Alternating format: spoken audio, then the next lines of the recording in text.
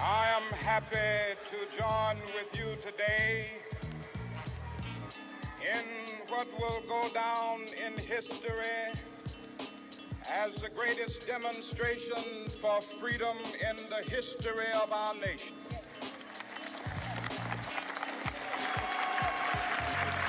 Five score years ago, a great American in whose symbolic shadow we stand today signed the Emancipation Proclamation.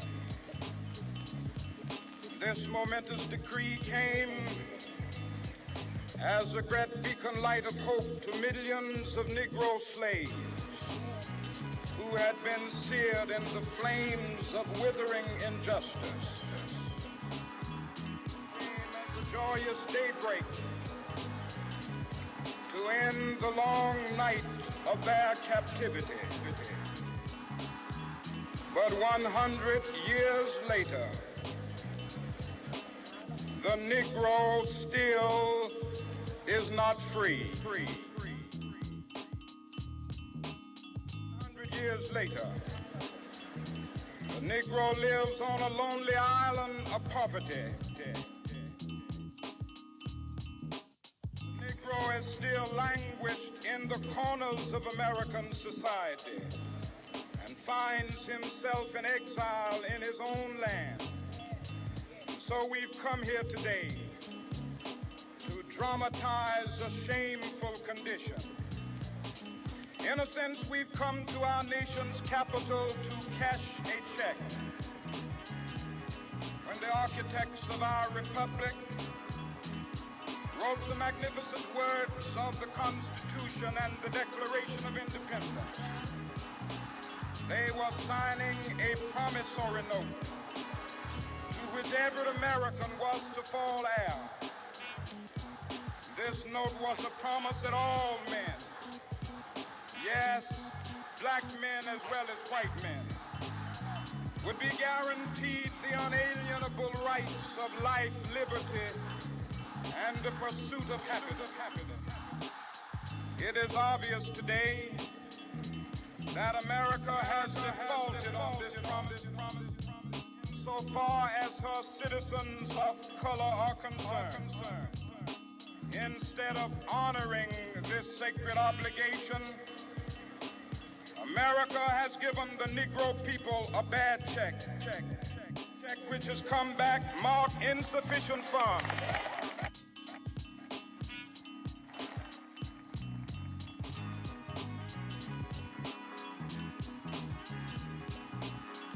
We refuse to believe that the Bank of Justice is bankrupt. We refuse to believe that there are insufficient funds in the great vaults of opportunity of this nation. So we've come to cash this check, a check that will give us upon demand the riches of freedom and the security of justice.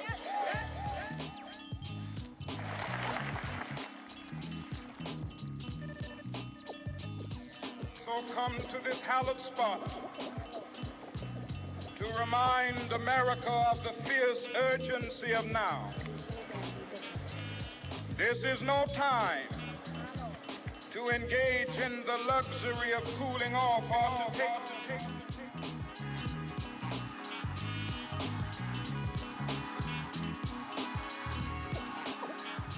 Now is the time to make real the promises of democracy. Now is the time to rise from the dark and desolate valley of segregation to the sunlit path of racial justice.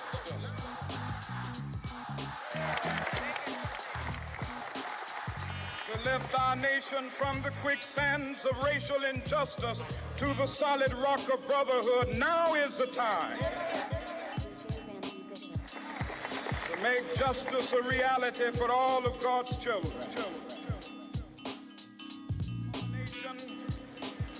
To overlook the urgency of the moment,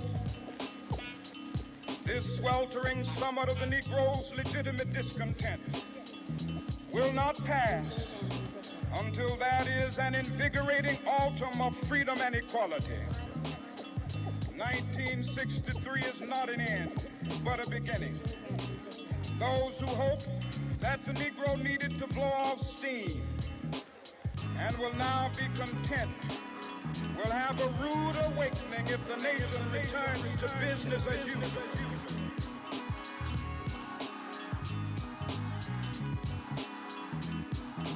There will be neither rest nor tranquility in America. Negro has granted his citizenship rights. The whirlwinds of revolt will continue to shake the foundations of our nation until the bright day of justice emerges. Something that I must say to my people who stand on the warm threshold which leads into the palace of justice. In the process of gaining our rightful place, we must not be guilty of wrongful deeds. Let us not seek to satisfy our thirst for freedom by drinking from the cup of bitterness and hatred.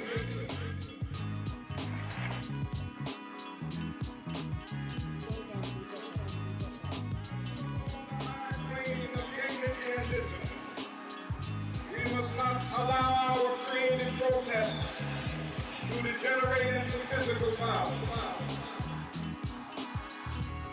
We must rise to the majestic heights of meeting physical force with soul force.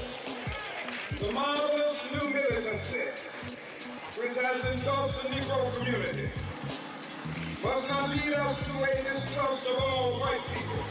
For many of our white brothers, as evidenced by their presence here today, have come to realize that their destiny